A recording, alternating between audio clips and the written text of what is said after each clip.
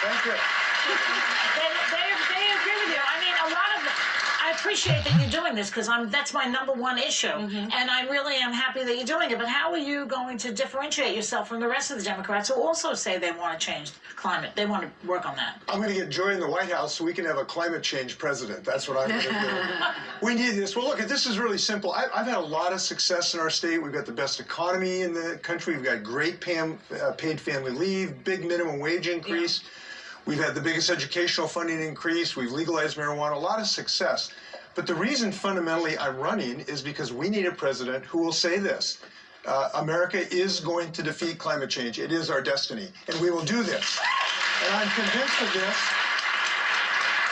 But to do this, we have to have a leader who will say fundamentally and unequivocally that this is the #1 priority in the United States. It has to be because of the nature of this challenge. This is the greatest peril we have, but it is also the greatest promise.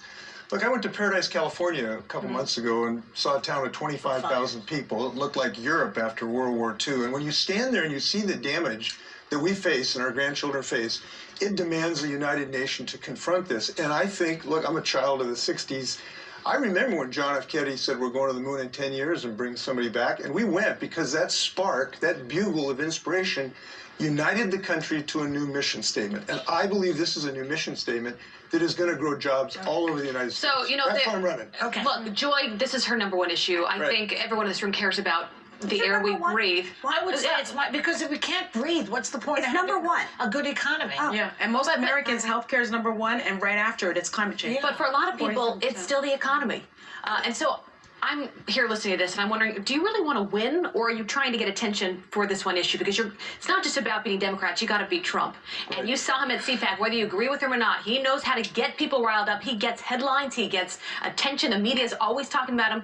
Climate change, that's not the #1 issue for many, many people in this country. So how are you going to make waves on that? Well, I want a lot of things in life, but what I want most in life is to defeat Donald Trump and make him a blip of history.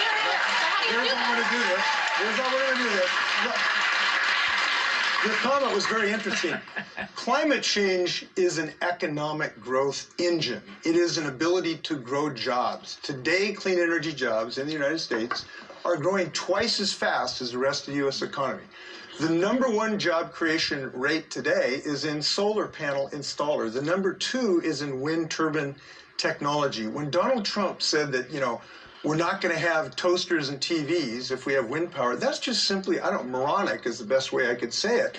Because in my state, we now have a $6 billion wind turbine industry. And when I turn on The View in the morning, it always comes on. It works really, really well. So he is just such a pessimist and a narrow-minded thinker. He needs to get with the rest of Americans that understand the country that sent a man to the moon can develop a clean energy economy. That's what we can do. I fundamentally believe. So that's my message. But don't you need more than that if you're running? Don't you need more than that as your main platform if you're going to run against President Trump? Yes, we're going to talk about the economic growth inherent in clean energy, and I co-authored a book about this over 10 years ago. I helped do the U.S. Climate Alliance. So I've been at this for about 2 decades.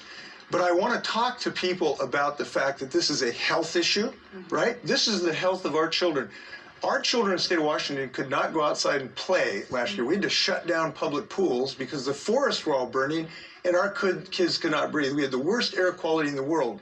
We're better than that. This is a national security measure issue. Trump will not listen to his generals. I have, and I've talked to intelligence officials. This is a national security threat because it's going to drive mass migrations that destabilize governments around the world. So this is not just an environmental issue. This is an issue that touches everything we hold dear. And I just tell you, I take this personally. I got 3 grandkids. I've officially designated them the cutest kids in Washington. And I am dedicated that those kids do not live in a degraded world. That's my commitment, and I'm going to get up every day making sure they get that. All right. Maybe I am just a unicorn from another planet. Climate change doesn't even hit my top 30 of how I vote for somebody, so I do think I am on this panel to say isn't what's selling me on you beating Trump, and I say that with respect. What's also not selling me on beating Trump is the new Green Deal, which all of the 2020 contenders have endorsed. It would cost $93 trillion, or to every person in this room, $600,000 per each of your households. Do you think that plan, thank you ma'am, is practical, or have you endorsed it, or do you have another option? Because when I hear that an average American's going to have to spend $600,000 for a new Green Deal, you can understand how people like me don't think that's logical. Well, this is a lot like the death panels you heard about in Obamacare. Republicans talked about death panels. Yeah. We didn't have death panels, and we don't have $600,000 costs.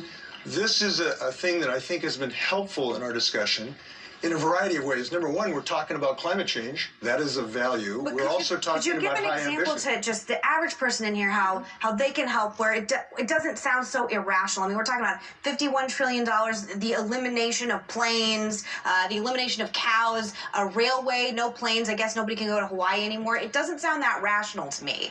It isn't rational because those are the things that So the new Donald Green Trump Deal is said. not We are rational. not going to eliminate cars. We are not going to eliminate trains.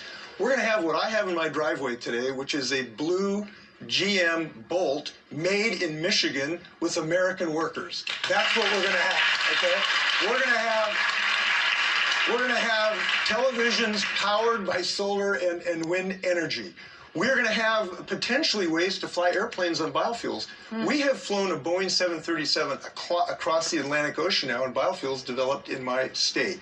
The point is that when we think about our opportunities here, we can't be so narrow-minded. Look, you know, I grew up in the time of rotary phones, and now we got cell phones.